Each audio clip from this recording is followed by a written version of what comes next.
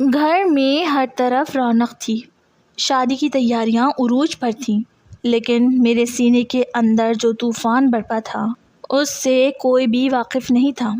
جیسے جیسے دن گزر رہے تھے میری گھبراہٹ اور بے چینی اس حد تک بڑھتی جا رہی تھی کہ مجھے اپنا سانس رکتا ہوا محسوس ہوتا تھا، کیونکہ میرے ماضی کا ایک ایسا ہولناک سچ تھا جو اگر سامنے آ جاتا تو خاندانی غیرت اور عزت کا تماشا بن جاتا۔ سننے والوں کے ہوش اڑ جاتے۔ میری ماں اور بہنیں میری اس خاموشی کو شادی کا ڈر اور سنجیدگی سمجھ رہی تھیں، لیکن وہ کیا جانتی تھی کہ میں کس دلدل میں پھنس چکا ہوں جہاں سے واپسی کا کوئی راستہ نہیں تھا۔ اس سب کی شروعات آج سے چند سال پہلے میرے اسکول کے دور کے دوست شہزاد کی دوبارہ زندگی میں انٹری سے ہوئی تھی، جس نے مجھے بربادی کے ایک ایسے راستے پر ڈال دیا جہاں عیش و عشرت تو تھی، لیکن اس کے پیچھے ایک گہرا اندھیرا چھپا ہوا تھا۔ میں ایک غریب گھرانے کا لڑکا تھا جو اپنے والد کے انتقال کے بعد پورے گھر کا اکیلا کفیل بن چکا تھا۔ میری ماں کی سخت ضد تھی کہ جب تک میری تینوں بڑی بہنوں کی شادیاں نہیں ہو جاتی تب تک میری شادی کا سوچا بھی نہیں جا سکتا تھا، جبکہ میری عمر 29 سال ہو چکی تھی اور ایک نوجوان مرد ہونے کے ناطے میرے اندر کے جذبات کا ایک شدید طوفان تھا جس کو دباتے دباتے میں ذہنی مریض بنتا جا رہا تھا۔ اسی پریشانی کے عالم میں میری ملاقات شہزاد سے ہوئی، جو اب ایک بہت بڑا بزنس مین بن چکا تھا۔ اس کے پاس دولت کی کوئی کمی نہیں تھی۔ جب میں نے ایک دن اس کے سامنے اپنی اس محرومی اور خاندانی مجبوری کا رو رو کر ذکر کیا تو اس نے میری بے بسی کا فائدہ اٹھانے کا پورا پلان بنا لیا۔ اس نے انتہائی ہمدرد بن کر میرے کندھے پر ہاتھ رکھا اور کہا کہ تم میرے بھائیوں جیسے ہو، تمہاری یہ حالت مجھ سے دیکھی نہیں جاتی، اسی لیے میں تمہاری ہر طرح سے مدد کروں گا اور تمہاری زندگی کی تمام محرومیاں دور کر دوں گا۔ شہزاد نے اگلے ہی دن سے مجھ پر اپنی دولت نچھاور کرنا شروع کر دی۔ اس نے سب سے پہلے مجھے اپنی مہنگی گاڑی کی چابی تھمائی اور کہا، یہ گاڑی اب سے تمہاری ہے، تم جہاں چاہو اسے لے کر جاؤ اور اپنی غریبی کا احساس دل سے نکال دو۔ میں اس کی اس سخاوت پر دنگ رہ گیا اور مجھے لگا کہ وہ دنیا کا سب سے مخلص دوست ہے، لیکن یہ تو صرف ایک شروعات تھی۔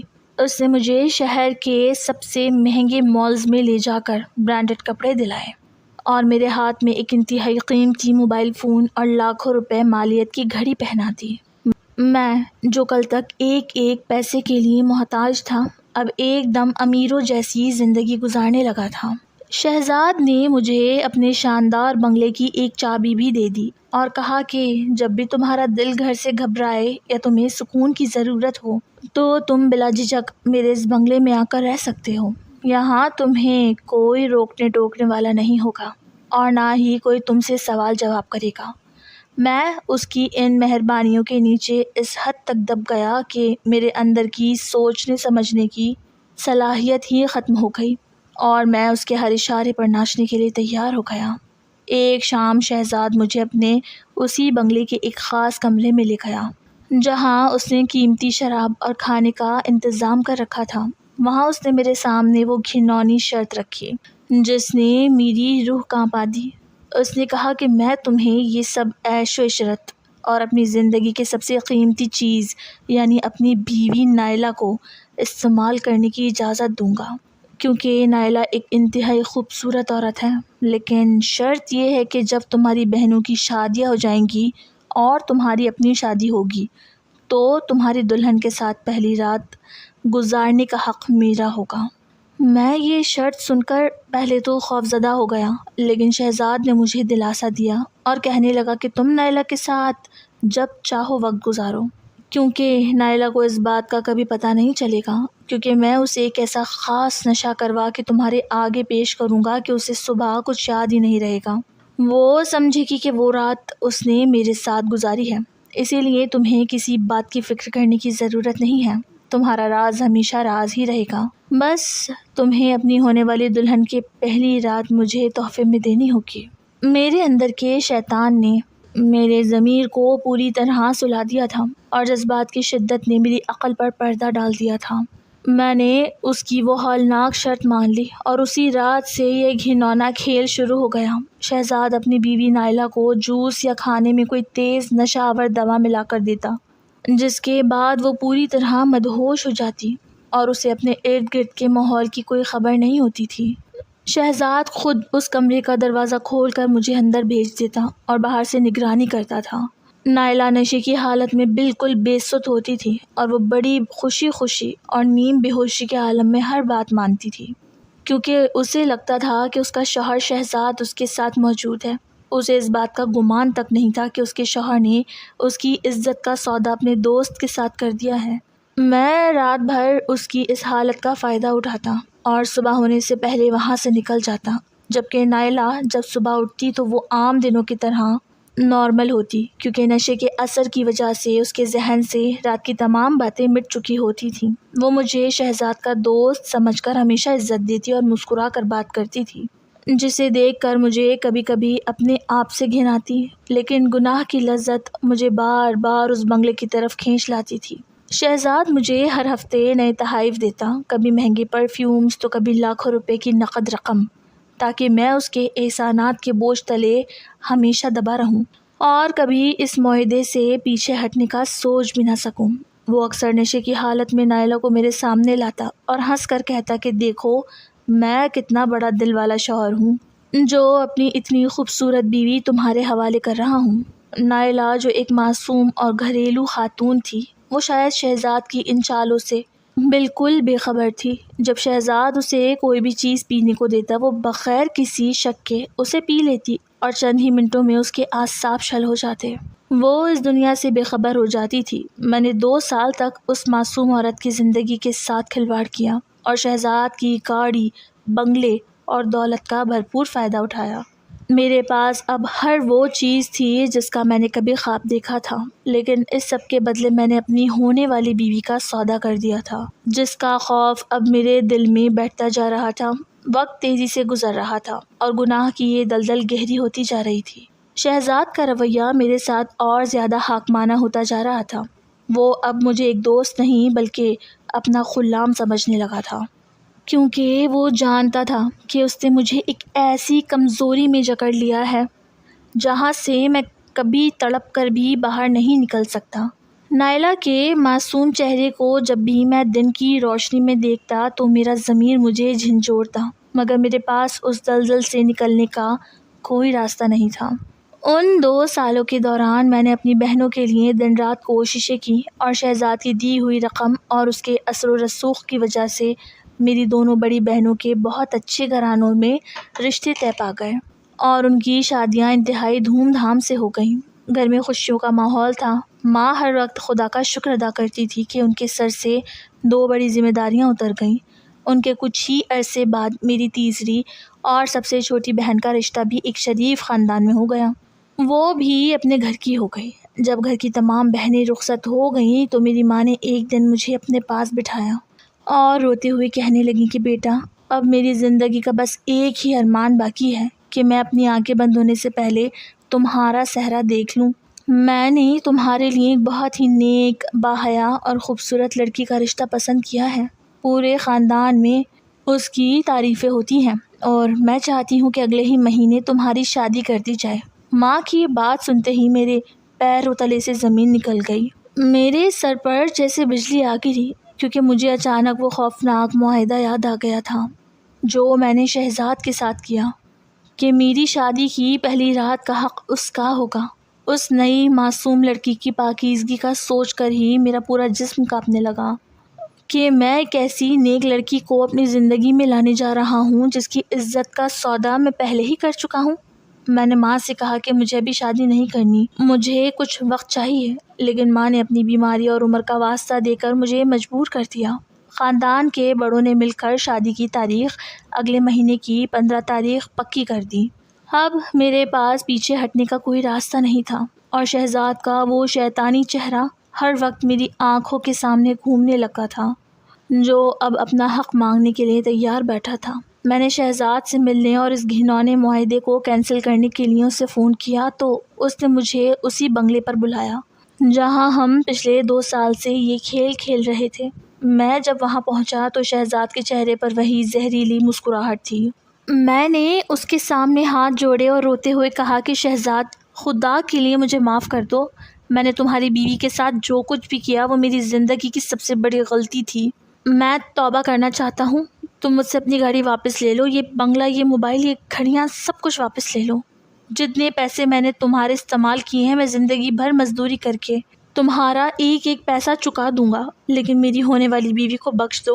وہ بہت معصوم ہے، وہ اس گندگی کو برداشت نہیں کر پائے گی اور میری ماں صدمے سے مر جائے گی۔ تم میرے بھائی ہو، مجھ پر رحم کرو شہزاد۔ شہزاد نے میری باتیں سن کر ایک زوردار کہکا لگایا اور صوفے سے اٹھ کر میرے قریب آیا۔ اس نے میرا گریبان پکڑا اور انتہائی درندگی سے کہا کہ تم کیا سمجھتے تھے میں کوئی خیراتی ادارہ چلا رہا ہوں جو 2 سال تک تمہیں اپنی اتنی خوبصورت بیوی نائلہ نشے میں دھت کر کے پیش کرتا رہا، تمہیں لاکھوں روپے کی عیش کرواتا رہا۔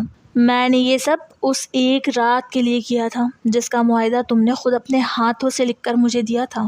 اب جب میری باری آئی ہے تو تم پیچھے ہٹ رہے ہو، یہ کبھی نہیں ہو سکتا۔ اگر تم نے مکرنے کی کوشش کی تو یاد رکھنا میرے پاس اس بنگلے کے کمرے میں لگے خفیہ کیمروں کی وہ تمام ویڈیوز محفوظ ہیں جو تم نے نائلہ کے ساتھ اس حالت میں گزاری۔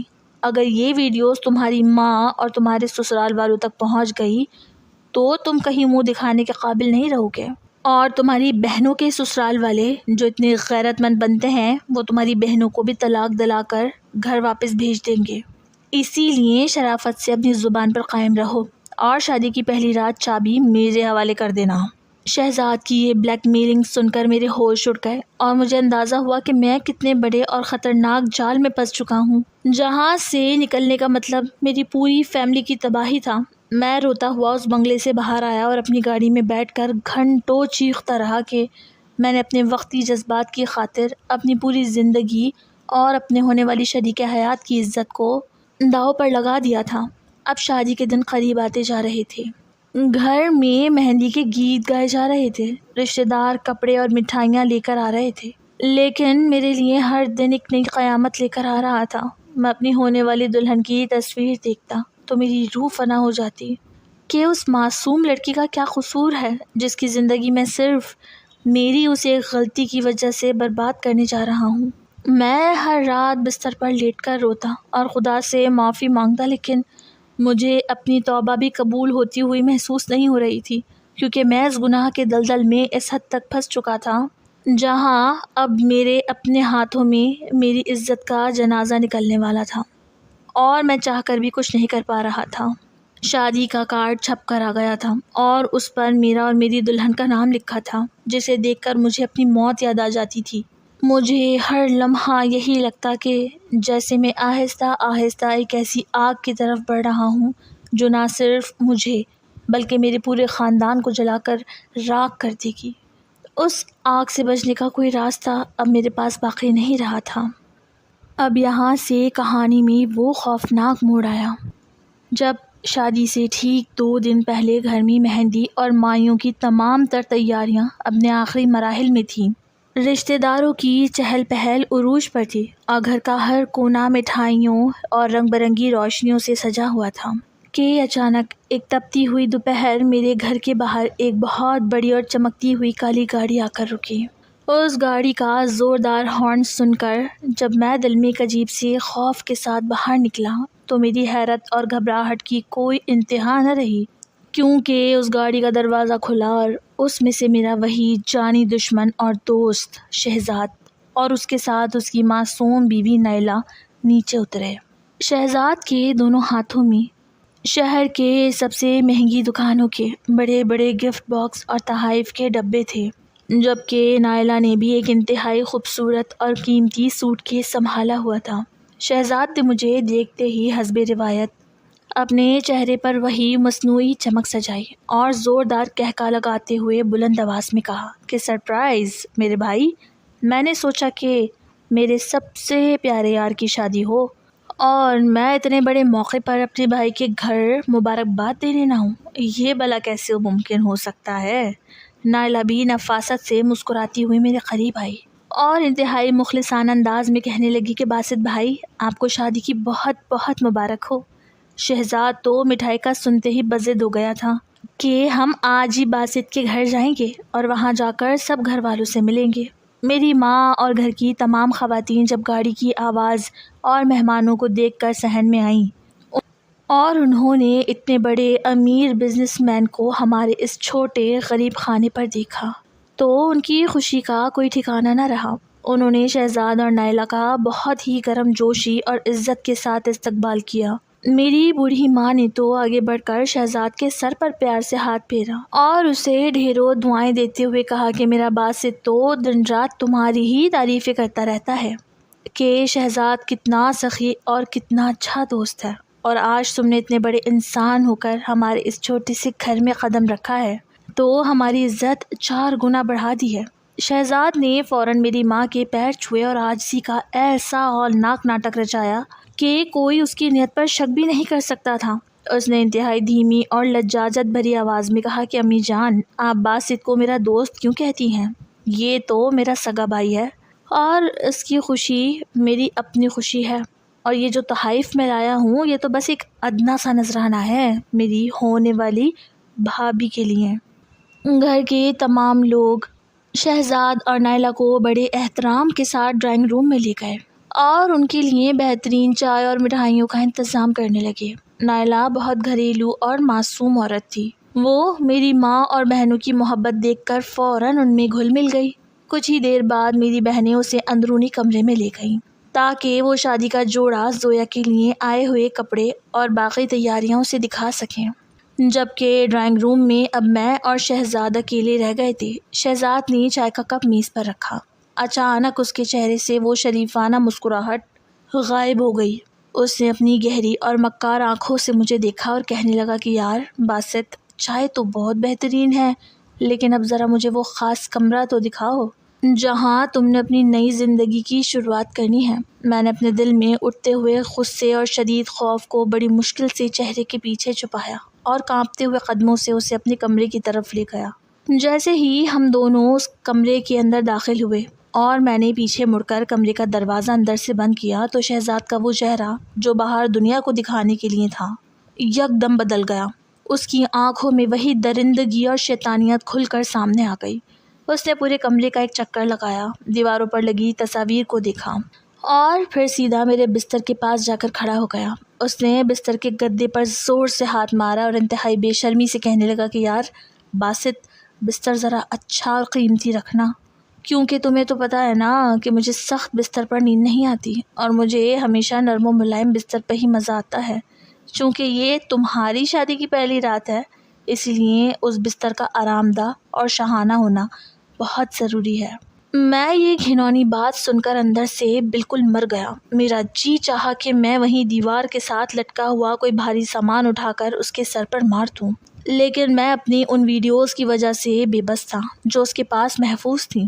شہزاد یہیں نہیں رکا بلکہ اس نے کمرے کی چھت کی طرف دیکھا جہاں ایک پرانا پنکھا چل رہا تھا۔ اس نے اپنا منہ بنایا اور تحقیر آمیز لہجے میں بولا کہ یار باسط، اس تپتی ہوئی گرمی میں تم اس چھوٹے اور نکارا پنکھے کے نیچے پہلی رات کیسے گزارو گے؟ یہ کمرہ تو بالکل کسی تندور کی طرح گرم ہے، اسی لیے میری بات مانو اور اس کمرے میں فوراً کل کے کل ایک بہترین اور برانڈڈ اے سی لگوا لو۔ اگر تمہارے پاس پیسے نہیں ہیں یا تمہارا بجٹ کم ہے تو میں تمہیں ابھی اسی وقت 1,00,000 روپے نقد دیتا ہوں، لیکن مجھے اس کمرے میں بہترین اے سی کی ٹھنڈک چاہیے تاکہ جب شادی کی پہلی رات میں یہاں آؤں تو مجھے گرمی کی وجہ سے کوئی پریشانی یا الجھن نہ ہو۔ شہزاد کی ایک ایک بات میرے دل پر تپتے ہوئے لوہے کی طرح لگ رہی تھی۔ وہ میرے ہی گھر میں، میرے ہی بزرگوں کی موجودگی میں میرے اپنے کمرے کا معائنہ اس طرح بے باکی سے کر رہا تھا جیسے وہ کسی 5 اسٹار ہوٹل کا کمرہ اپنے لیے بک کر رہا ہو۔ اس نے کمرے کے دوسرے کونے کی طرف اشارہ کیا اور اپنی درندہ صفت فرمائشوں کو جاری رکھتے ہوئے کہنے لگا کہ سنو باسط، شادی کی رات اس کمرے کو اس طریقے سے سجوانا کہ جو بھی اندر آئے اس کا دل خوش ہو جائے، اور تمہیں تو اچھی طرح معلوم ہے کہ مجھے سحر انگیز اور تیز خوشبوئیں بہت پسند ہیں، اسی لیے کمرے کے چاروں کونوں میں چنبیلی اور رات کی رانی کے تازہ پھولوں کا انتظام لازمی کرنا، ان پھولوں کی خوشبو سے پورا کمرہ اس طرح مہکنا چاہیے کہ جب میں اس کمرے میں دروازہ کھولوں تو مجھے ایک الگ ہی مزہ آ جائے۔ اور ہاں، ایک اور انتہائی اہم بات جو تم نے اپنے اس چھوٹے سے دماغ میں بٹھا کر رکھنی ہے وہ یہ کہ الماری کے اندر میرے لیے خاص ریشمی نائٹ ڈریس کا انتظام بھی پہلے سے کر کے رکھنا، کیونکہ میں رات کو اپنے مخصوص اور آرام دہ لباس میں ہی وقت گزارنا پسند کرتا ہوں۔ میں خاموشی سے دیوار کا سہارا لیے کھڑا اس کی یہ تمام ہولناک باتیں سن رہا تھا اور میری آنکھوں سے خون کے آنسو بہہ رہے تھے۔ میں نے بہت ہی دھیمی اور روتی ہوئی آواز میں اس سے کہا کہ شہزاد، تم انسان ہو یا کوئی جلاد، تمہیں ذرا سا بھی رحم نہیں آتا کہ تم میرے ساتھ کیا کر رہے ہو؟ شہزاد میری یہ بے بسی دیکھ کر زور سے ہنسا اور میرے بالکل قریب آ کر میرا کندھا تھپتھپاتے ہوئے بولا کہ رحم کیسا میرے بھائی، یہ تو ایک خاص بزنس ڈیل ہے۔ تم نے پورے 2 سال تک میری خوبصورت بیوی کے ساتھ مزے کیے اور جب میری باری آئی ہے تو تم جذباتی ہو رہے ہو۔ پھر اس نے کمرے کی کھڑکی سے باہر دیکھا اور کچھ سوچتے ہوئے ایک اور خطرناک بات کہنے لگا کہ ویسے باسط، میں ایک اور زبردست بات سوچ رہا ہوں کہ کیوں نہ میں باہر جا کر تمہاری ماں اور گھر والوں سے بات کروں اور تمہاری ویڈنگ نائٹ کے لیے شہر کا سب سے مہنگا اور پرتعیش ریزورٹ بک کروا لوں۔ میں تمہاری امی سے کہہ دوں گا کہ یہ میری طرف سے نئے شادی شدہ جوڑے کے لیے ایک شاندار تحفہ ہے۔ شادی کی رات تم دونوں وہاں ریزورٹ چلے جانا، پھر جیسے ہی رات گہری ہوگی وہاں اس ریزورٹ کے کمرے میں تمہاری جگہ میں آ جاؤں گا اور کسی کو کانو کان خبر بھی نہیں ہوگی۔ یہ آئیڈیا بہت زبردست ہے، اس طرح تمہاری اس نیک اور معصوم دلہن کو بھی تم پر کوئی شک نہیں ہوگا اور میرا شوق بھی پورے آرام سے پورا ہو جائے گا۔ شہزاد کی یہ ہولناک اور بھیانک آفر سن کر میرا پورا وجود جیسے برف کی طرح ٹھنڈا ہو گیا اور مجھے لگا کہ اب میں جیتے جی اس دنیا میں برباد ہو چکا ہوں، کیونکہ اس کا یہ شیطانی دماغ میری عزت کی دھجیاں اڑانے کے لیے کسی بھی حد تک جا سکتا تھا اور میرے پاس اس کی ہر شرط کے آگے سر جھکانے کے علاوہ کوئی راستہ نہیں تھا۔ شہزاد نے جب میرے کندھے پر ہاتھ رکھ کر الٹیمیٹم دیا کہ وہ ریزورٹ کی بکنگ خود کروائے گا اور میری پہلی رات کا سارا انتظام اپنی نگرانی میں رکھے گا تو میرے پاؤں تلے سے زمین نکل گئی تھی۔ وہ انتہائی پراعتماد قدم اٹھاتا ہوئے باہر لاؤنج کی طرف بڑھا جہاں میرے بوڑھے والدین اور میری معصوم بہنیں بیٹھے ہوئے تھے۔ میں ایک زندہ لاش کی طرح اس کے پیچھے پیچھے چلنے لگا۔ میرے دل کی دھڑکنیں اتنی تیز تھیں کہ مجھے لگ رہا تھا کہ میرا سینہ پھٹ جائے گا۔ میرے ماتھے پر ٹھنڈا پسینہ جم چکا تھا۔ میں اس خوفناک جال کی گہرائی کو محسوس کر کے اندر سے بری طرح ٹوٹ رہا تھا۔ لاؤنج میں شہزاد کی بیوی نائلہ پہلے سے میری ماں اور بہن کے پاس بیٹھی ہوئی تھی۔ نائلہ کے چہرے پر ایک عجیب سی خاموشی اور سنجیدگی تھی، وہ شہزاد کے اس پورے کھیل سے ناواقف تھی۔ شہزاد نے لاؤنج میں داخل ہوتے ہی اپنے چہرے پر ایک انتہائی مصنوعی لیکن دلکش مسکراہٹ سجائی اور میرے والد کے قریب جا کر بیٹھ گیا۔ اس نے نائلہ کی طرف دیکھا اور پھر ایک گہرا سانس لیتے ہوئے میرے گھر والوں کو مخاطب کیا۔ شہزاد نے کہا کہ انکل، میں نے اور نائلہ نے مل کر ایک بہت بڑا فیصلہ کیا ہے اور ہم اپنے بھائی کی شادی کو زندگی کا سب سے یادگار دن بنانا چاہتے ہیں۔ میرے والد نے ہمیشہ کی طرح اپنی معصومیت اور غریبانہ عاجزی کے ساتھ اپنے ہاتھ جوڑے اور کہنے لگے کہ شہزاد بیٹا، تم نے پہلے ہی ہمارے اوپر اتنے احسانات کیے ہیں کہ ہمارا پورا خاندان تمہارا قرض دار ہے۔ تم نے میرے بیٹے کو کاروبار شروع کروایا، ہمیں اس قابل کیا کہ ہم معاشرے میں سر اٹھا کر جی سکیں۔ اب اس سے زیادہ ہم تم سے کیا مانگ سکتے ہیں؟ شہزاد نے فوراً اپنے ہاتھ بڑھا کر میرے والد کے ہاتھوں کو تھام لیا اور بڑے ڈرامائی انداز میں کہنے لگا، انکل، خدا را ایسی باتیں کر کے مجھے اجنبی نہ بنائے۔ یہ میرا دوست نہیں، میرا سگا بھائی ہے اور اس کی خوشیوں پر میرا اور نائلہ کا اتنا ہی حق ہے جتنا آپ لوگوں کا ہے۔ میں چاہتا ہوں کہ اس کی شادی کا ایک ایک خرچہ میں خود اٹھاؤں، ہال کی بکنگ سے لے کر مہمانوں کے کھانے پینے تک ہر ایک چیز کی ادائیگی میں کروں گا، اور شادی کے تحفے کے طور پر میں نے شہر کے سب سے مہنگے اور شاندار 5 اسٹار ریزورٹ میں ایک انتہائی پرتعیش ویڈنگ سویٹ بک کروایا ہے۔ میں چاہتا ہوں کہ میرا بھائی اپنی شادی کی پہلی رات یعنی اپنی ویڈنگ نائٹ اپنی دلہن کے ساتھ اسی ریزورٹ میں منائے اور وہاں کا جتنا بھی انتظام ہوگا وہ سب میں خود اپنی نگرانی میں کرواؤں گا تاکہ میرے بھائی کو اپنی زندگی کے سب سے بڑے دن پر کسی بھی قسم کی کوئی پریشانی نہ ہو۔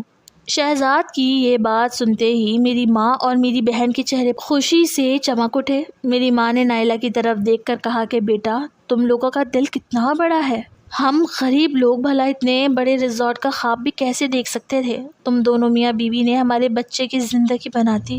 نائلہ نے نہ صرف ایک مصنوعی مسکراہٹ کے ساتھ سر ہلایا لیکن اس کی نظریں مسلسل مجھ پر جمی ہوئی تھی۔ وہ دیکھ رہی تھی کہ میں کس طرح خاموش سر جھکائے دیوار کے ساتھ لگ کر کھڑا ہوں، لیکن میرے گھر والے میری اس حالت کو صرف شادی کی شرم و حیا اور شہزاد کے احسان تلے دبے ہونے کی خاموشی سمجھ رہے تھے۔ میرے والد کی آنکھوں میں خوشی کے آنسو آ گئے اور انہوں نے شہزاد کو گلے سے لگا لیا۔ انہوں نے کہا کہ بیٹا، اگر تمہاری یہی خوشی ہے تو ہمیں کوئی اعتراض نہیں ہے۔ تم جو بھی فیصلہ کرو گے وہ ہمارے بچے کے لیے سب سے بہتر ہوگا۔ شہزاد نے میرے والد کی پیٹھ تھپ تھپائی اور اس کی نظریں گھوم کر دوبارہ مجھ پر آ کر ٹک گئیں۔ اس کی آنکھوں میں ایک وحشیانہ اور فاتحانہ چمک تھی۔ وہ مجھے خاموش پیغام دے رہا تھا کہ دیکھو، میں نے تمہارے پورے خاندان کو اپنی باتوں کے جال میں کس طرح جکڑ لیا ہے۔ اب تمہارے پاس اس ریزورٹ میں جانے اور اپنی نئی دلہن کو میرے حوالے کرنے کے علاوہ اور کوئی راستہ باقی نہیں بچا۔ میں اندر ہی اندر تڑپ رہا تھا، لیکن میرے منہ سے ایک لفظ بھی نہیں نکل پا رہا تھا، کیونکہ شہزاد کے پاس موجود وہ ویڈیو میرے اور میرے خاندان کی عزت کو پل بھر میں خاک میں ملا سکتی تھی، اور میں اس دلدل میں اس طرح دھس چکا تھا جہاں ہر قدم پر میری موت اور رسوائی میرا انتظار کر رہی تھی۔ شہزاد اور نائلہ جب ہمارے گھر سے رخصت ہوئے تو پورا گھر خوشی اور جشن کے ماحول میں ڈوب گیا۔ میری ماں اور بہن شادی کے جوڑوں اور ریزورٹ کی بکنگ کے بارے میں باتیں کر رہی تھی، جبکہ میں خاموشی سے اپنے کمرے میں چلا آیا اور اندر سے دروازہ بند کر کے بستر پر گر گیا۔ میرے ذہن میں شہزاد کے کہے گئے الفاظ اور اس کے لاؤنج میں کیے گئے ڈرامے کے مناظر کسی فلم کی طرح چل رہے تھے۔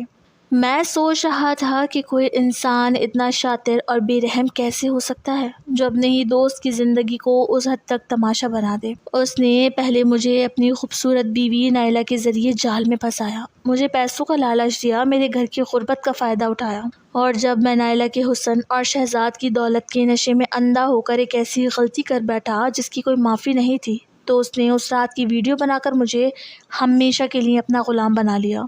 اب وہ اسی غلامی کی قیمت میری ہونے والی معصوم بیوی کی عزت کی صورت میں وصول کرنا چاہتا تھا۔ میں جتنا اس جال سے نکلنے کا سوچتا، مجھے اپنی بے بسی کا احساس اتنا ہی زیادہ ہونے لگتا، کیونکہ اگر میں اس شادی سے انکار کرتا تو میرے والدین صدمے سے مر جاتے، اور اگر میں شہزاد کی بات مان لیتا تو میری روح ہمیشہ کے لیے دوزخ کی آگ میں جلتی رہتی۔ مجھے سمجھ نہیں آ رہا تھا کہ میں اس رات کی اس 5 اسٹار ریزورٹ میں ہونے والی بربادی کو کیسے روکوں، جہاں شہزاد خود موجود رہ کر انتظامات کے بہانے میری زندگی کا سب سے بڑا سودا مکمل کرنے کی تیاری کر رہا تھا۔ نائلہ کی وہ خاموش نظریں بھی مجھے بار بار یاد آ رہی تھی جو وہ لاؤنج میں مجھ پر ڈال رہی تھی۔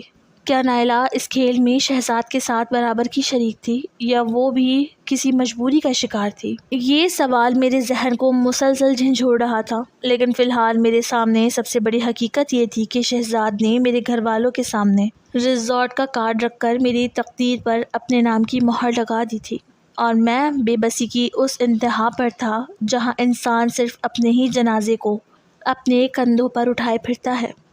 اگلے کئی دن میرے لیے کسی عذاب سے کم نہیں تھے۔ شادی کی تیاریاں عروج پر تھیں اور گھر میں رشتہ داروں کا تانتا بندھا ہوا تھا۔ ہر کوئی شہزاد کی سخاوت اور اس کی دوستی کی مثالیں دے رہا تھا۔ رشتہ دار میرے والد کو مبارکباد دیتے ہوئے کہتے کہ آپ کا بیٹا تو بڑا خوش قسمت ہے جسے شہزاد جیسا امیر اور مخلص دوست ملا، جو شادی کا پورا خرچہ اٹھا رہا ہے اور تحفے میں اتنا مہنگا ریزورٹ بک کروا کر دے رہا ہے۔ ان سب باتوں کو سن کر میرے دل پر چھریاں چلتی تھی۔ میں دن رات بس اسی ادھیڑ بن میں رہتا کہ کس طرح شہزاد کے اس شیطانی منصوبے کو ناکام بنا سکوں۔ میں نے کئی بار سوچا کہ میں نائلہ سے تنہائی میں بات کروں اور اس سے پوچھوں کہ وہ اپنے شوہر کے اس گھنونے کھیل میں اس کا ساتھ کیوں دے رہی ہے۔ کیا اس کے اندر کا ضمیر بالکل مر چکا ہے؟ ایک دن جب شہزاد کسی کاروباری میٹنگ کے سلسلے میں شہر سے باہر گیا ہوا تھا تو میں نے ہمت کر کے نائلہ کو فون کیا۔ میری آواز کانپ رہی تھی۔ میں نے اس سے کہا کہ نائلہ، مجھے تم سے بہت ضروری بات کرنی ہے۔ میں نے سوچا تھا کہ اسے سارا سچ بتاؤں گا تو شاید وہ اپنے شوہر کے خلاف کوئی ایکشن لے گی یا پھر اسے روکے گی، مگر نائلہ نے فون پر چند سیکنڈ کی خاموشی کے بعد انتہائی سرد اور دھیمے لہجے میں کہا کہ تم جس دلدل میں ہو، میں اس سے کہیں زیادہ گہری دلدل میں پچھلے کئی سالوں سے جی رہی ہوں۔ شہزاد کوئی انسان نہیں ہے، وہ ایک نفسیاتی مریض ہے جسے دوسروں کی زندگیوں کو برباد کر کے سکون ملتا ہے۔ میں اس کی بیوی ضرور ہوں، لیکن اس کے لیے صرف ایک مہرا ہوں جس کا استعمال وہ اپنے گندے کھیلوں کے لیے کرتا ہے۔ اس سے بھلے ہی مجھے تمہارے آگے نشے کی حالت میں پیش کیا ہو، لیکن میں ہر بات سے واقف ہوں، اور صرف تم ہی نہیں، نہ جانے اور کتنے مردوں کو اس نے اسی طرح برباد کیا ہے۔ وہ ایک ذہنی مریض ہے جس کا کچھ نہیں کیا جا سکتا۔ میں بھی ایک غریب گھرانے سے تھی، اور اس نے مجھے انہی چکروں کی خاطر اپنی بیوی بنایا ہے۔ میرے ہاتھ بندھے ہوئے ہیں، میں کچھ نہیں کر سکتی۔ نائلہ کی یہ بات سن کر میرے پاؤں تلے سے زمین نکل گئی۔ مجھے اندازہ ہوا کہ نائلہ ہرگز بھی اپنے شوہر کی گندی حرکتوں سے غافل نہیں تھی، بلکہ وہ خود بھی شہزاد کے ظلم کا شکار تھی۔ میں نے اس سے گڑ گڑا کر کہا کہ نائلہ، پھر میری مدد کرو، مجھے اس جال سے نکالو۔ میری ہونے والی بیوی معصوم ہے، اس کا کوئی قصور نہیں ہے۔ اگر شہزاد نے اس ریزورٹ میں اپنی گھنونی شرط پوری کر لی تو میں جی نہیں پاؤں گا۔ نائلہ نے ایک لمبی آہ بھری اور کہا کہ میں چاہ کر بھی تمہاری مدد نہیں کر سکتی، کیونکہ شہزاد کے پاس میری بھی ایسی ویڈیوز اور دستاویزات ہیں کہ اگر میں نے اس کے خلاف جانے کی کوشش کی تو وہ مجھے اور میرے خاندان کو کہیں کا نہیں چھوڑے گا۔ اس نے ریزورٹ میں جو انتظام کیا ہے وہ ایک فل پروف پلان ہے۔ وہاں کے عملے سے لے کر کوکنگ کرنے والے تک ہر شخص اس کا وفادار ہے۔ تم اس کے چنگل سے نہیں بچ سکتے۔ بہتر یہی ہے کہ تم خاموشی سے وہ کرو جو وہ چاہتا ہے، ورنہ وہ تمہیں سڑک پر لے آئے گا اور تمہارے والدین دنیا کو منہ دکھانے کے قابل نہیں رہیں گے۔ نائلہ کی اس بات نے میرے اندر بچی کچی امید کی آخری شمع بھی بجھا دی۔ میں نے فون بند کر دیا اور کمرے کے کونے میں بیٹھ کر پھوٹ پھوٹ کر رونے لگا۔ مجھے اپنی غربت اور اپنی اس ایک غلطی پر شدید افسوس ہو رہا تھا جس نے مجھے اس مقام پر لا کھڑا کیا تھا جہاں میں اپنی عزت اور اپنی زندگی دونوں کا سودا ہوتے ہوئے دیکھ رہا تھا اور کچھ کر نہیں پا رہا تھا۔ شادی کا دن جیسے جیسے قریب آ رہا تھا میری ذہنی حالت بدتر ہوتی جا رہی تھی۔ میں راتوں کو سو نہیں پاتا تھا، اور جب بھی میری آنکھ لگتی مجھے خواب میں وہ 5 اسٹار ریزورٹ ایک مقتل گاہ کی طرح نظر آتا جہاں میری اور میری دلہن کی عزت کی قربانی دی جا رہی ہوتی۔ میری ماں اکثر میرے پاس آ کر بیٹھتی اور میرے چہرے کو چوم کر کہتی کہ بیٹا شادی کے نام سے کتنا گھبرا رہا ہے۔ وہ میرے لیے صدقہ اتارتی، خدا سے میری خوشیوں کی دعائیں مانگتی۔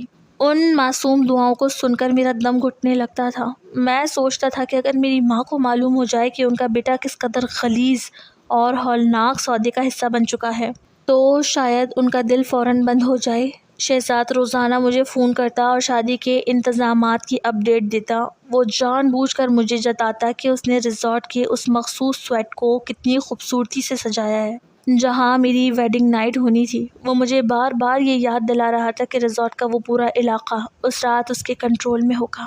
میں وہاں سے بھاگنے یا چال چلنے کی کوشش بھی نہیں کر سکتا تھا۔ میں نے اپنے طور پر ریزورٹ کا چکر لگانے اور وہاں کا جائزہ لینے کا فیصلہ کیا تاکہ شاید مجھے وہاں سے نکلنے کا یا شہزاد کو چکمہ دینے کا کوئی راستہ مل سکے۔ میں ایک دوپہر خاموشی سے اس عالیشان ریزورٹ پہنچا۔ وہ شہر سے دور ایک پرسکون اور پہاڑی علاقے میں واقع تھا۔ وہ سویٹ ریزورٹ کے ایک الگ تھلگ کونے میں تھا جہاں عام مہمانوں کا آنا جانا نہ ہونے کے برابر تھا۔ اس کے چاروں طرف اونچی دیواریں اور گھنا باغ تھا، یعنی شہزاد نے جگہ کا انتخاب بھی اس طرح کیا تھا کہ وہاں ہونے والی کسی بھی سرگرمی کا بھنک کسی تیسرے شخص کو نہ پڑ سکے۔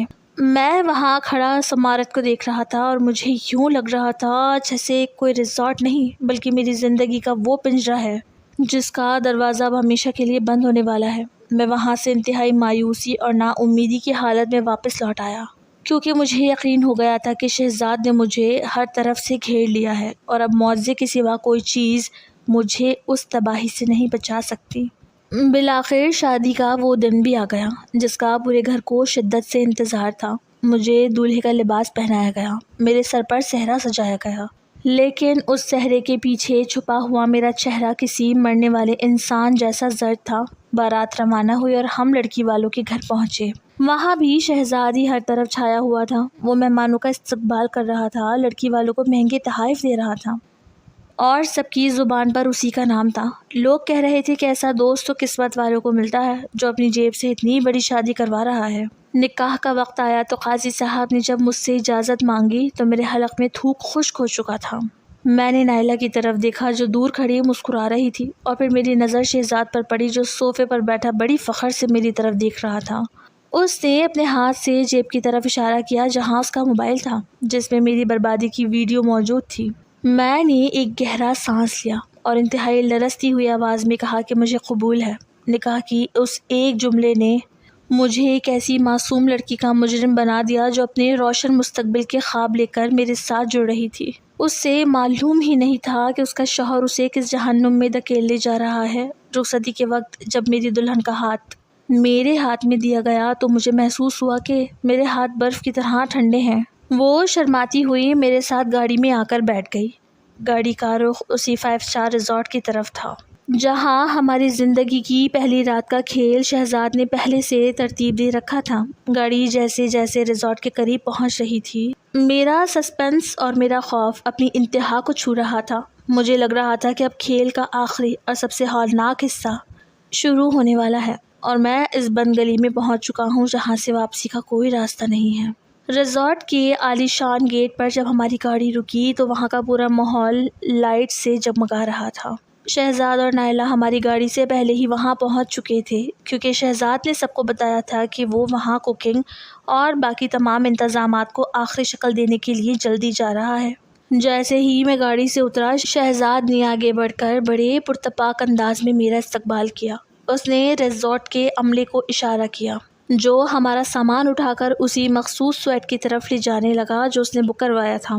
شہزاد نے میری دلہن کی طرف دیکھ کر بڑے مہذب انداز میں کہا کہ بھابھی خوش آمدید، یہ ریزورٹ آج رات کے لیے آپ لوگوں کا ہے۔ میں نے یہاں کی ہر چیز کا خاص خیال رکھا ہے، امید ہے آپ کو یہ جگہ پسند آئے گی۔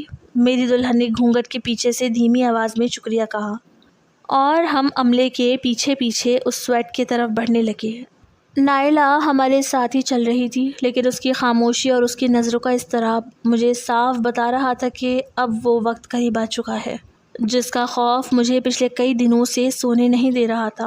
جب ہم سویٹ کے اندر داخل ہوئے تو وہ واقعی کسی بادشاہ کے محل جیسا تھا۔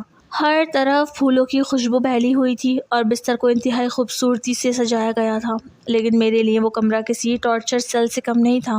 عملہ سامان رکھ کر باہر چلا گیا اور نائلہ بھی میری دلہن سے کچھ باتیں سمجھا کر کمرے سے باہر نکل گئی۔ اب کمرے میں صرف میں اور میری دلہن اکیلے تھے۔ وہ شرماتی ہوئی بستر پر بیٹھ گئی جبکہ میں کھڑکی کے پاس جا کر کھڑا ہو گیا اور باہر کے اندھیرے کو دیکھنے لگا جہاں شہزاد گھوم رہا تھا اور اس گھنونے لمحے کا انتظار کر رہا تھا جب وہ اپنی شرط پوری کرنے کے لیے اندر آئے گا۔ میرے اندر کا انسان مجھے جھنجھوڑ رہا تھا کہ میں اب بھی کچھ کروں، اپنی دلہن کو سچ بتا دوں یا شہزاد کے سامنے گھٹنوں کے بل گر کر اس سے معافی مانگ لوں۔ لیکن ویڈیو کا خوف ایک ایسی دیوار بن کر میرے سامنے کھڑا تھا جس کو گرانا میرے بس میں نہیں تھا۔ خوف کا یہ ماحول مجھے پاگل کر رہا تھا اور گھڑی کی ہر ٹک ٹک میرے دل پر ہتھوڑی کی طرح لگ رہی تھی کہ اب کچھ ہی دیر میں شہزاد اس کمرے کا دروازہ کھٹکھٹائے گا اور میری زندگی کا سب سے بڑا سودا میری آنکھوں کے سامنے مکمل ہو جائے گا۔ کمرے کے اندر کی خاموشی اتنی گہری تھی کہ مجھے اپنی دلہن کی سانس لینے کی آواز بھی صاف سنائی دے رہی تھی۔ وہ مسلسل سر جھکائے بیٹھی تھی اور میں کھڑکی کے پاس کھڑا اندر ہی اندر اپنی بے بسی پر آنسو بہا رہا تھا۔ اچانک میرے موبائل پر ایک میسج کی ٹون بجی۔ میں نے کانپتے ہوئے ہاتھوں سے جیب سے موبائل نکالا تو وہ شہزاد کا میسج تھا۔ اس نے لکھا تھا کہ بھائی کھانا تیار ہو چکا ہے اور میں نے کوکنگ کا سارا کام ختم کروا کر عملے کو بھی یہاں سے بھیج دیا ہے۔ اب ریزورٹ کا یہ پورا حصہ بالکل خالی ہے، تم اپنی بیوی کو یہ کھانا کھلاؤ، اس میں نشہ آور دوا شامل ہے۔ کچھ ہی دیر بعد وہ خود ہی اپنے ہوش کھو بیٹھے گی اور ہمارا کام آسان ہو جائے گا۔ میں اگلے دن 10 منٹ بعد تمہارے سویٹ کے باہر پہنچ رہا ہوں، تم اپنی شرط کے مطابق باہر آ جاؤ کیونکہ اب میرا وقت شروع ہوتا ہے۔ اس میسج کو پڑھتے ہی میرے جسم سے جیسے جان نکل گئی، میرا پورا وجود لرزنے لگا۔ میں نے مڑ کر اپنی معصوم دلہن کی طرف دیکھا جو اپنے ہاتھوں کی مہندی کو دیکھ رہی تھی۔ اسے معلوم ہی نہیں تھا کہ اگلے چند منٹوں میں اس کے ساتھ کیا ہونے والا ہے۔ میرے اندر کا ضمیر اچانک جاگ اٹھا۔ مجھے لگا کہ اگر میں نے آج اپنی عزت اور اس معصوم لڑکی کی زندگی کا سودا کر دیا تو میں کبھی خود کو معاف نہیں کر پاؤں گا اور نہ ہی خدا کے سامنے منہ دکھانے کے قابل رہوں گا۔ میں نے ایک بڑا فیصلہ کرنے کی ٹھان لی، اس کا انجام میری موت ہی کیوں نہ ہو چاہے۔ میں نے سوچا کہ میں شہزاد کے سامنے جا کر کھڑا ہو جاؤں گا، اس سے کہوں گا کہ وہ جو چاہے کر لے، میری ویڈیو وائرل کر دے، مجھے بدنام کر دے، لیکن میں اسے اپنی بیوی کو ہاتھ لگانے نہیں دوں گا۔ میں اسی کشمکش میں تھا کہ اچانک سویٹ کے بیرونی دروازے پر دستک ہوئی۔ ایک ملازم کھانا لے کر آیا تھا۔ میں نے وہ کھانا نہ خود کھایا اور نہ ہی اپنی بیوی کو کھانے دیا، بلکہ اسے ایک طرف رکھ کر بے چینی سے ٹہلنے لگا۔ اور پھر دوبارہ سے دروازے پر دستک ہوئی۔ وہ دستک میرے دل پر کسی قیامت کی طرح لگی۔ مجھے معلوم تھا کہ یہ شہزاد ہے جو اپنی وحشیانہ شرط پوری کرنے کے لیے آ چکا ہے۔ میں نے اپنی دلہن سے کہا کہ تم یہیں بیٹھو، میں باہر دیکھ کر آتا ہوں۔ میں نے انتہائی بھاری قدموں کے ساتھ دروازے کی طرف بڑھنا شروع کیا۔ ہر قدم کے ساتھ مجھے یوں لگ رہا تھا کہ میں اپنی موت کے پروانے پر دستخط کرنے جا رہا ہوں، لیکن اب میرے اندر کا خوف ایک عجیب سے غصے اور غیرت میں بدل رہا تھا۔ میں نے دروازے کا ہینڈل پکڑا اور اسے آہستہ سے کھول دیا۔ باہر اندھیرے میں شہزاد کھڑا تھا۔ اس کے چہرے پر وہی شیطانی اور فاتحانہ مسکراہٹ تھی جو مجھے پچھلے کئی دنوں سے برباد کر رہی تھی۔ اس نے میری طرف دیکھا اور دھیمے لہجے میں بولا کہ تو پھر بھائی وقت آ گیا ہے، چلو اب اپنا وعدہ پورا کرو اور مجھے اندر جانے دو۔ میں نے اس کا راستہ روکتے ہوئے اپنی زندگی کی سب سے بڑی ہمت جمع کی اور اس کی آنکھوں میں آنکھیں ڈال کر کہا کہ شہزاد، اب یہ کھیل یہیں ختم ہوتا ہے۔ تم جو کرنا چاہتے ہو کر لو، لیکن میں اپنی بیوی کو تمہارے اس گندے کھیل کا حصہ کبھی نہیں بننے دوں گا۔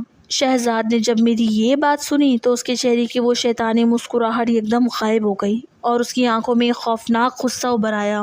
اس نے میرا گریبان پکڑ کر مجھے دیوار کے ساتھ لگایا اور انتہائی غصیلے لہجے میں کہا کہ تیری اتنی ہمت کہ تو میرے سامنے کھڑا ہو کر مجھ سے زبان لڑائے۔ تو بھول گیا کہ تو کیا تھا؟ ایک سڑک چھاپ غریب جس کے پاس اپنی بہن کی شادی اور اپنے باپ کے علاج کے لیے پیسے نہیں تھے۔ میں نے تجھے لاکھوں روپے دیے، تجھے کاروبار سیٹ کر کے دیا، اور سب سے بڑی بات یہ ویڈیو یاد ہے نا تجھے؟ اگر میں نے وہ ایک بٹن دبا کر وائرل کر دی تو تیرا یہ معزز خاندان اور تیری یہ نئی نویلی دلہن کہیں منہ دکھانے کے قابل نہیں رہیں گے۔